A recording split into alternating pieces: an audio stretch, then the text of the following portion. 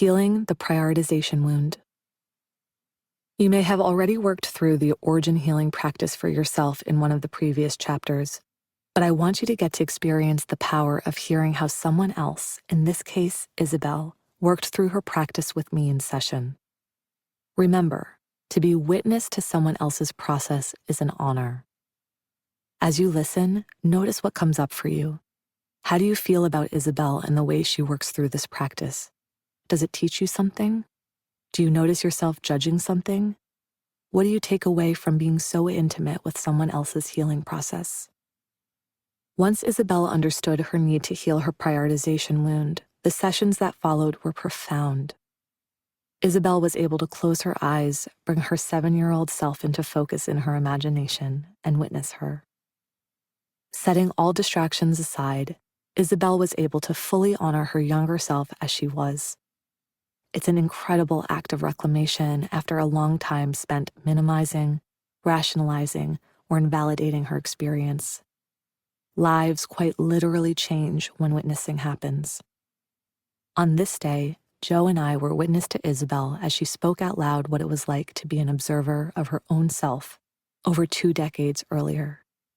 I often describe this exercise to my clients as pulling up a chair to your little you, however old she might be, and getting close enough to see the details, but far enough away to avoid crossing a physical boundary.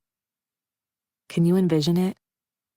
The house, the top of the stairs you used to perch on, your bedroom. Of course, it's not always a single disturbing event like what Isabel experienced. If you were deprioritized chronically, perhaps with a parent who was always working or was getting drunk every night, then you can bring one or multiple visuals forward for you to witness, observe, and tune into. Isabel, is it okay if I guide you here a bit? I asked. Sure, she answered hesitantly. All 3 of us took breaths together with our eyes closed in order to ground ourselves in the room.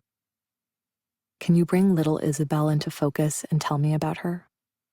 What's she wearing right now? What does she look like? She has long brown hair that's in 2 braids.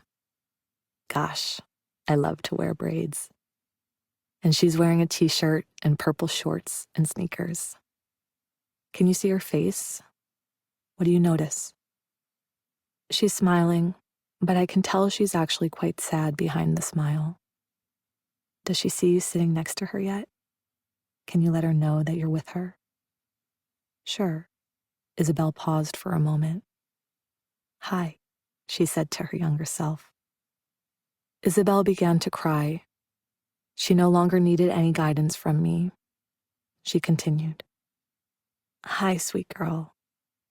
I'm so sorry that life changed for you so significantly in what felt like a blink of an eye. Your life was special, and I'm so sorry that you lost so many of your favorite people so quickly. I know they were still there, but they weren't. I'm so sorry you couldn't be prioritized. I'm so sorry that depression filled the home and that you and Dad started to become responsible for things that you shouldn't have had to take on. I'm so sorry. You've been working so hard to get people to prioritize you, but the way you're going about it isn't giving you what you need. I'm so sorry I haven't been able to see that sooner. I'm sorry I haven't been able to guide you, us, better. I will. Isabel took a breath. My eyes were still closed, but I cracked them to take a peek to see what was happening with both Joe and Isabel. Joe had taken Isabel's hand, and I could see the remainder of tears on her face. She had moved closer to Isabel, and Isabel's head was resting on Joe's shoulder. When I looked at Isabel, I saw a woman who was fully transported. She was deeply present to her 7-year-old self. It was in this moment that Isabel stepped into prioritizing herself. As she safely named and witnessed the wound and how she adapted to it, she disconnected from it and began to prioritize herself. And because Joe and I were also present, she had the experience of having others witness both adult her and little her.